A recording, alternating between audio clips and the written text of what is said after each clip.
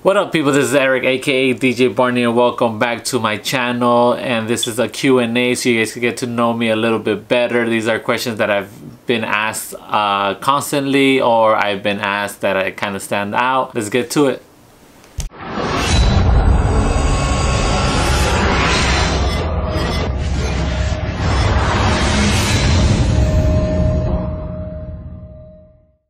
Okay, so question number one. What was your first paying gig? My first paying gig was actually a quinceañera, backyard quinceañera. It's crazy because at the time I didn't have no equipment. I had like this mixer. It's an old school. If I get the picture, I'll put it right here.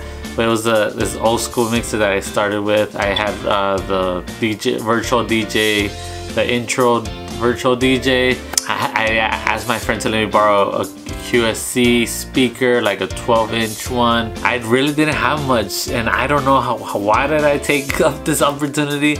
I didn't have anything to actually DJ with, so it was an old neighbor that he mentioned to my dad that he was in quinceañera. My dad's like, oh, well, my son DJs, whatever.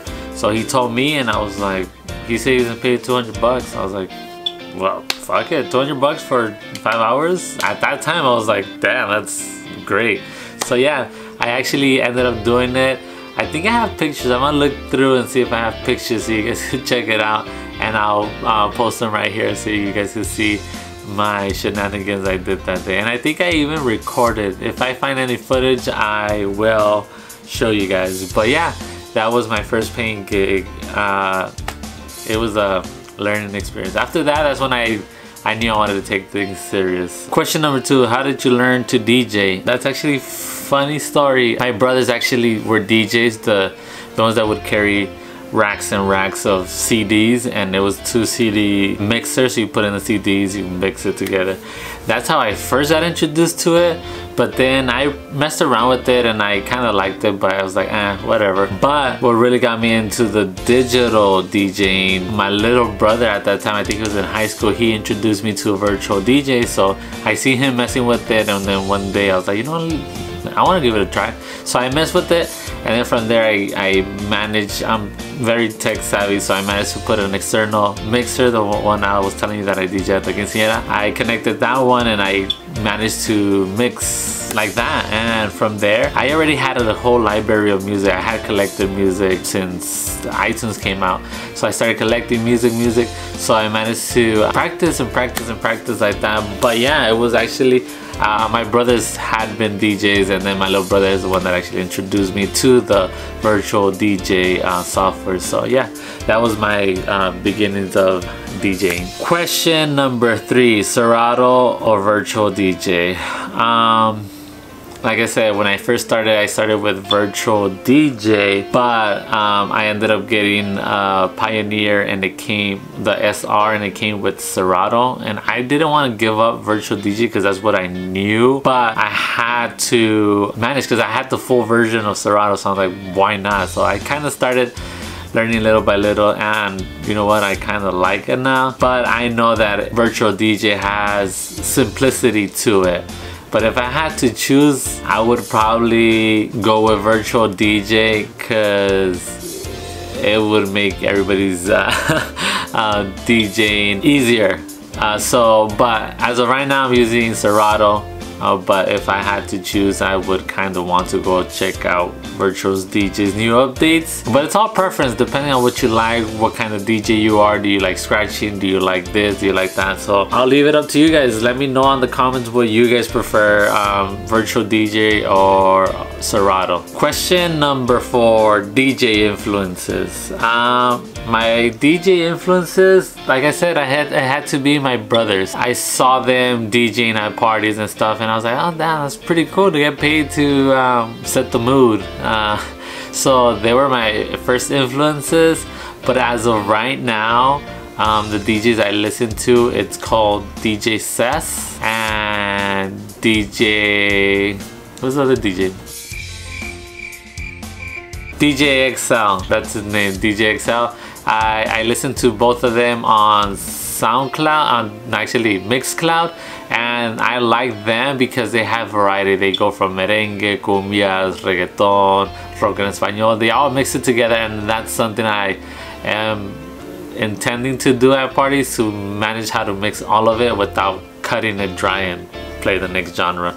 So yeah, them two, and if anything, I'll put their Mixcloud on the description so you guys can go check them out. Question number 5. This is a good one. I get it from people that are starting to DJ. Do you charge less when there's a live band? And the answer is yes. I do charge less for the simple fact of I'm not DJing for most of the time. All I'm doing is giving the live band a break. I probably DJ the first 2 hours, and then from there 15 here, 15 minutes there, 15 minutes there. And yeah, I usually charge maybe a couple hundred, or probably half of what I normally charge, depending on what I take and all that stuff, and the time of hour, how long I have to play and all that. But yeah, I do charge less. I think it's more convenient for them, and it lets you get more gigs, and the simple fact that people are gonna want to hire you because you're charging them less. Think about it, you're basically gonna get paid to enjoy the live band, so charge less. At least that's my opinion. Question number 6. How did you get your DJ name? I got my DJ name because I used to tour with a group called La Jerarquía Norteña. So when we used to tour, at that time purple was my favorite color, so I was known to wear a lot of purple. They started calling me Barney, Barney this, hey Barney, Barney whatever. So the name Barney stuck, and from there on everybody knew me as Barney. They wouldn't even call me by Eric. It was Barney and Barney. So yeah, when I decided to take this DJ thing seriously, I just carried it on to DJ Barney because that's what everybody knew me as. Question number 7. Biggest challenge of being a DJ.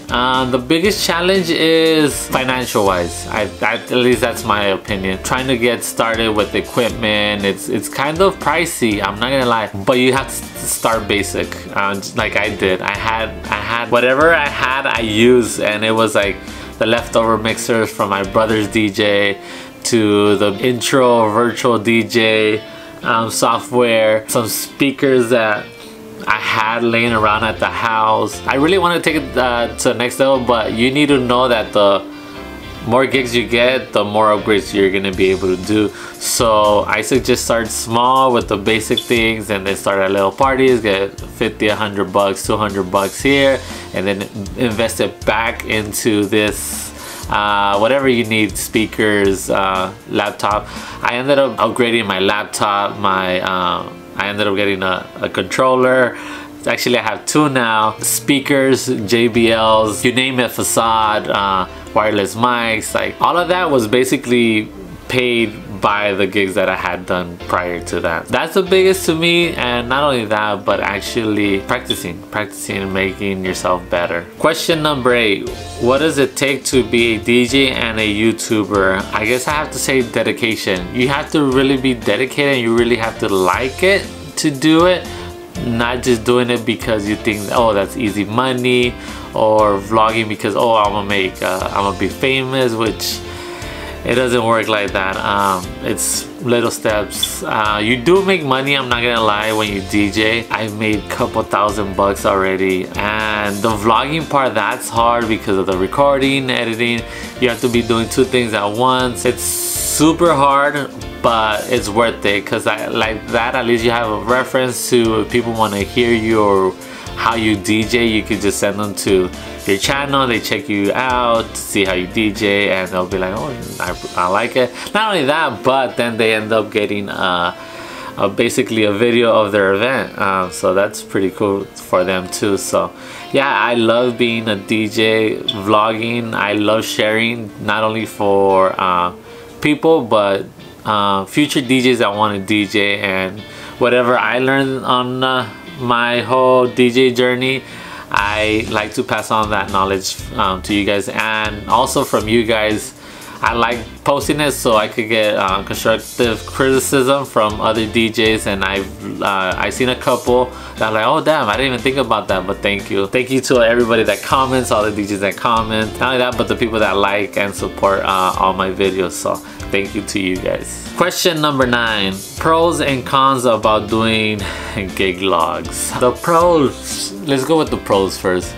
The pros are you're getting exposure. Like I said, you're putting yourself out there. You might get gigs through that. Like I said, you also have the reference to your DJing. Like if people want to know your way of DJing or what you do, that's a cool way to show it off. Not only that, but probably get popularity and probably open up more doors to other opportunities. The cons, it's hard. It's hard in the simple fact that you need to do something like, oh, hold on, let me get the camera, I need to record this before I start doing like the setup. Let me record it before I start setting up, and it's just like I need to do the intro, the outro, then after that the editing, and it's a big old mess. If you're not into all that, then don't bother. But if you're into like editing and computers and camera and all that, don't waste your time. But if you are, go ahead, try it. And not only that, but just for memories for yourself, to see how much you have improved from the first gig log to the 20th gig log. Is like, damn, it's a big difference. So it's pros and cons. So it's kind of difficult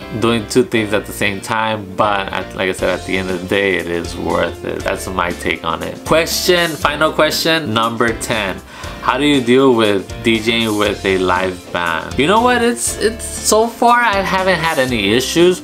Most of the times I usually DJ with bands that I might know, and sometimes that people that I get to know because I see them in constant family parties that we both get hired to. It's pretty cool. Like I said, try to keep a good relationship with them because you never know when you might bump into them again. One thing that you guys need to learn, and I've seen it in the comments, a lot of people are like, oh, well, you should be the main attraction, like you shouldn't be hiding out in the back. But one thing you guys need to know when it comes to this type of parties, that DJs are not the main attraction. We're basically the halftime show. We step in and their breaks, and we usually take over from there, set the mood. Usually play other genre that is not what. If it's banda, we try not to play banda. If it's norteño, try not to play norteño and stuff like that. But it's fun. I like it. To tell you the truth, there's times where I rather prefer to play with the live band because, like I said, it's easy money because you're basically enjoying live band and you just DJ for 15 minutes here and there. But then there's other days where I'm like, I'm really in the mood to DJ and I want to DJ straight, and 15 minutes of DJing is not enough for me to get the ball rolling. Sometimes you're barely getting people to get on the dance floor, and then they come on stage and it's like, I need to cut it now. But like I said, there's always good and bad to everything, but I don't mind it. I really like it. Like I said, especially if it's a band that I know, so I get to enjoy them while I am getting paid. So what better way, right? So there you guys have it. That was my Q&A. Hopefully you guys liked it. If you guys liked it, drop a like, comment any more questions. I might be doing more. The more questions I get, the more I'll be doing. More specific questions. If it's something like that you as a DJ want to know or need advice or whatever, like, just because most likely other DJs are gonna want to do it or want to know. Drop some questions on the comments and drop a like. Hopefully you guys like this. If you guys did, I'm thinking about doing other kinds of videos like playlists, because I've had some couple requests of doing those videos. So yeah, hopefully you guys like this one, and like I said, drop a like, make sure you subscribe, and remember guys, stay positive. Peace.